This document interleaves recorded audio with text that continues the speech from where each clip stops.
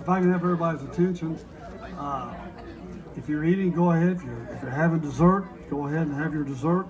I'd like to introduce an old friend to all of us. Ron's an old South Shore boy, graduated from McKell High School in 1968 with many of us. Went on from there, went to the University of Kentucky. Wrong year. Huh? Wrong year. 64. There you go. 60, yeah, what did I say? 74? 68, yeah. Dan was 68. Yeah, when you get to be, our memory grows dim as we get older. Anyhow, Ron went on, graduated from the University of Kentucky, went to work in the non-administration. And some of you may not know that he came back to Greenville County in 71 or 72 and ran for state representative. And that warmed him up. That whetted his appetite for greater things. Went to work with Ashford Noel, ended up locating in Elizabethtown, Kentucky.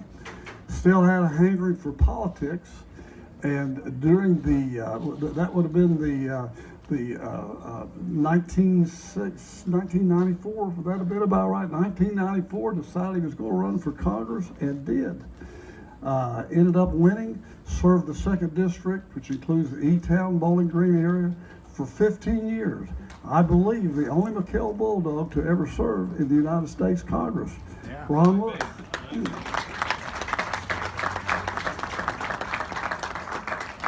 Thank you, Bob. Appreciate that. Well, it's good to be home. This is like a reunion. I don't get back very much since my mom and dad passed away a few years ago.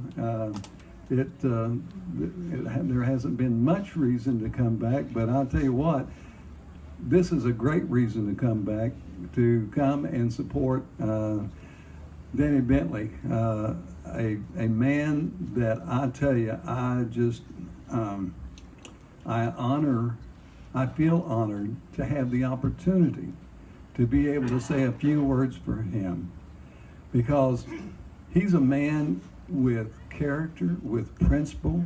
He's a Christian man. He loves the Lord. And, and he represents all the values that we cherish, that I grew up with. We are losing that in this country. Character, it seems like in politics anymore, doesn't matter that much. If you look at what's gone on in Washington for the last 8 years, if you look what's going on in Frankfurt with, the House of Representatives in Frankfurt has not been held by Republicans since 1922. And when you've got someone like Stumbo as the Speaker of the House, who stood up after the last state elections, when, I'll tell you what, when some good people won against some odds, they won, and we've got some good people serving. Governor Bevin. We've got constitutional offices that are now being held by good, honest, honorable people. But Greg Stumbo stood up the night of that election and said, these aren't Obama values. We want Obama values. Who wants Obama values? I don't. Who wants Hillary Clinton values? I don't. I want good values that represent what our founding fathers and mothers in this country represented and set this country up through a Constitution and, of course, the Declaration of Independence that said we are endowed by our Creator with certain unalienable rights, among these life, liberty, and the pursuit of happiness. That's what Danny believes. He believes in individual liberty, individual rights. He believes that. He believes in the Constitution. He believes in the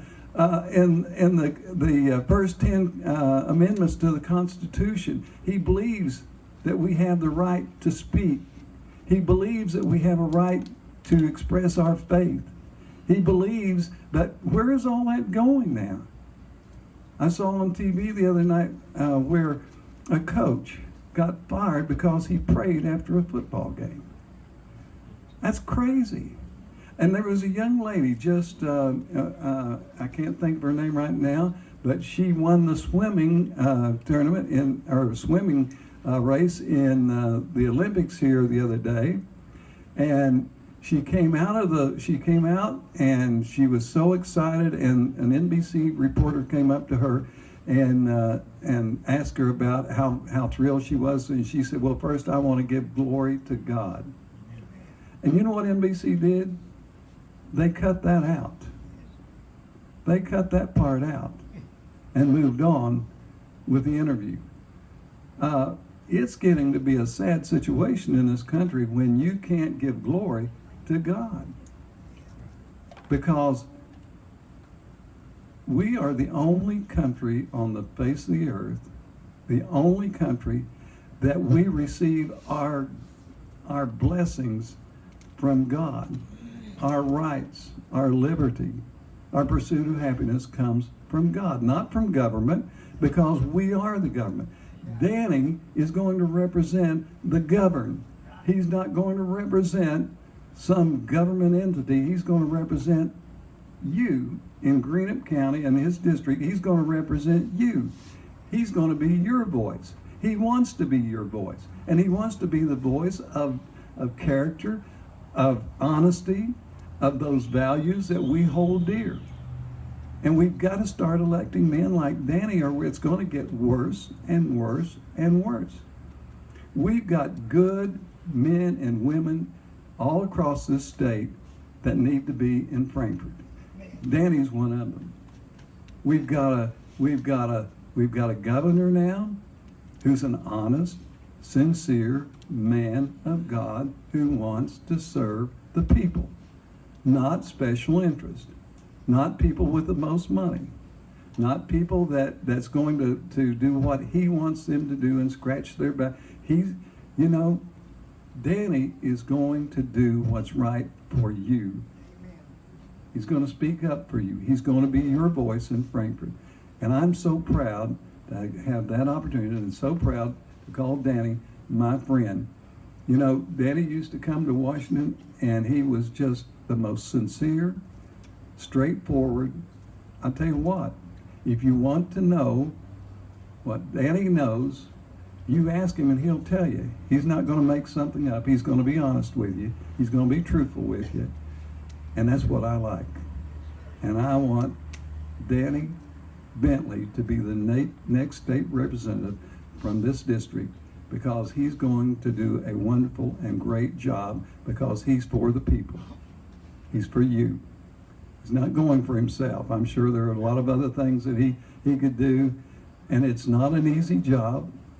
It's a hard job, but he's willing to do it, once again, for you. And it's my pleasure and honor tonight to introduce to you Danny Bentley, the next state representative for you.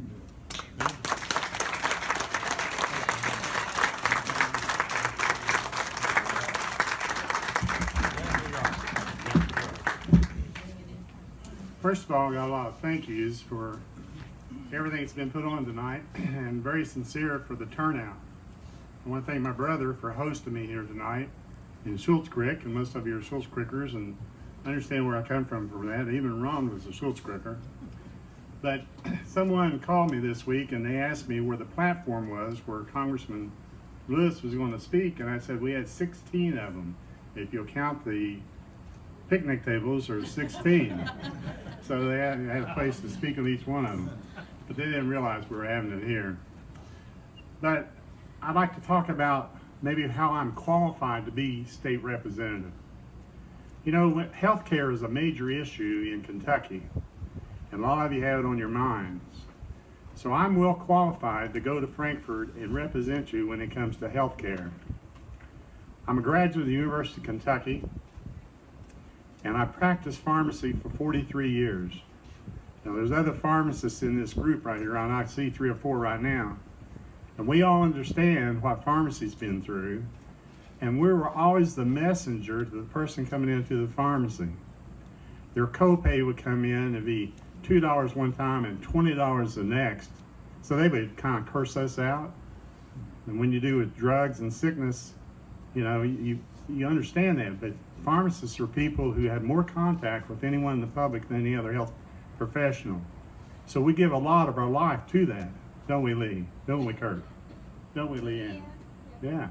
So there's several of us here. So I practiced pharmacy for 43 years in this area. I came home because I believed in the land grant school system, that your tax money went to the University of Kentucky to produce a product to come home and take care of you. So I came home. The other thing is, I've taught at Ohio University Southern Campus in the healthcare services in the nursing school for 26 years. This semester I'll be teaching anatomy and physiology to 48 pre-nursing students. I know what the nurses go through. I know what the product is coming to the school. So also that qualifies me to go to Frankfurt and represent you in healthcare. I also was the president of a state pharmacy association, so I know about the government part of it, how it is to pass a bill, how long it takes to pass a bill, so I know how to advocate in that process.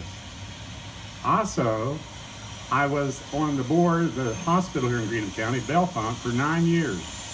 It was a volunteer board. So what I'm saying to you, it takes 3 minutes for it to warm up before they take off, what Micah told me. So they'll be there about 3 more minutes. So when it comes to healthcare, I'm well qualified to represent you in Frankfurt. I'll also represent you when it comes to the Second Amendment and your guns. I know what it is to be on this farm here and squirrel hunt. I know what it is to have my shotgun ready to kill a copperhead around here. I want that protection. I want to possess my own. And I have friends who were in Cuba when they took their guns away. And I know what they did to them when they took their guns away. The Flatuses in Arlington can tell you that story very clearly.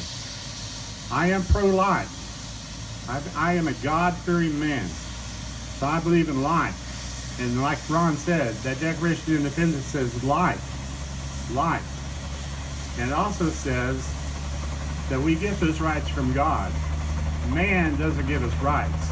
I listened to him on TV saying, we're going to give you these rights, we're going to give you these rights. The only rights we have come from God, and the only thing good comes from God. Education. I once served on a school board, and I know we need to bring our education back home. It needs to be handled by the local school board. Jobs. I understand that small businesses create 60 to 70% of the jobs, and we need to take the heavy regulations off those. I, with the help of my brother and my wife, established an independent pharmacy on $17,000. It was in production for 19 years. I did my own payroll, and I know what it is to far, and sign the front of that check. Sometimes it's hard to sign the front of that check and it is the back of that check, because I made sure my employees didn't ever have a check to down. So, we need to wave at them.